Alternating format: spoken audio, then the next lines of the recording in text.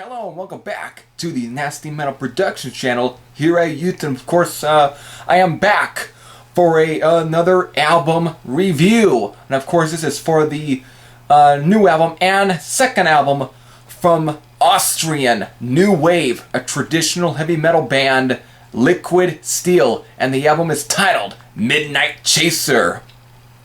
Just dropped today.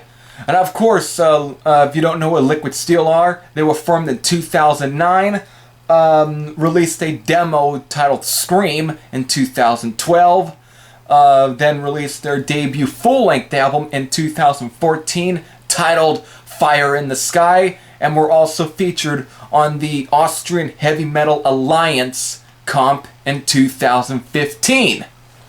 So, here they are back with their second offering, and this is I did check out the Fire in the Sky album. I knew about them since last year, but with this album coming out, I checked out that one, and while that album is good, produced by Patrick E. Engel or whatever his fucking name is, the guy who produced most of those, like the first Ambush album, Firestorm, or like Stallion's debut, you know, some of those bands that were on High Roller.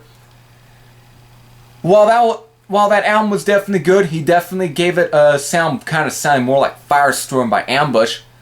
But with this one, Midnight Chaser, they really stepped it up right here. This is actually a fucking good album, actually. This is definitely showing that they're not just your average new wave or traditional heavy metal band. Hell, even though there are similarities to them in Ambush, especially with singer Fabio, who sounds a lot like, at times, Oscar Jacobson, here, the band is definitely on fire here in some ways. They really got some... the writing is definitely progressed. Especially with tracks like Hiroshima, which is the longest song on this album. It clocks in at 7 minutes and 43 seconds. Progresses from start to finish, and it definitely paints of what happened during, Hiroshima, during, Pearl Harbor and shit like that. It's just definitely a damn good song.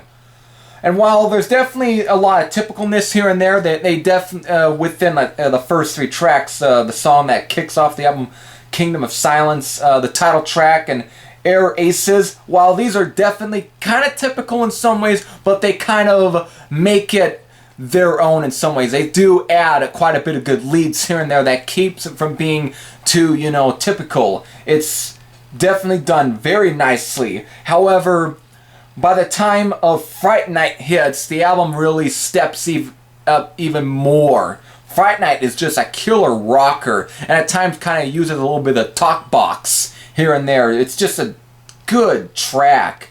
And of course with Night Child, holy shit, another good track. They're definitely blending a little bit of that Priest sound here and there with, Thin Lizzy and type of that, but it's just done very nicely. It's very melodic, but done very well. But then we get to Autumn Leaves, which is definitely also very good. Right here, it definitely starts kind of melancholic. Just very nicely before just building up to a good rocker of a song, then ending on a very, soft, melancholic song. Almost kind of like Beyond the Realms of Death, almost in a way. Wouldn't say it's like, The Lady Wore Black or anything like that, but it just has that same type of feeling going on. And then, of course, the album ends on Kubla Khan, which, you know who Kubla Khan is at this point. Not the band, but the, for history people. But, yeah, and the song ends the album very nicely. The whole thing's very much a step up from Fire in the Sky. For me, definitely time to get to the rating. 8.80 out of 10. This is definitely a damn good album. It's definitely solid from start to finish.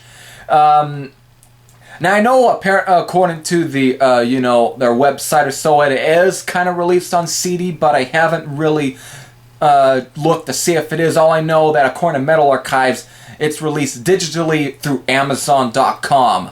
But if there is a CD copy, I may find it. If I don't, definitely link me to it if you ever do come across it. So, if you're definitely new to this band, I will say this is probably the album you probably should start with, in a way. But if you did end up getting that the Austrian Heavy Metal Alliance comp, you probably kind of know what to expect. But here, this is definitely an album that definitely quite throws a little bit more at you. Definitely a solid album.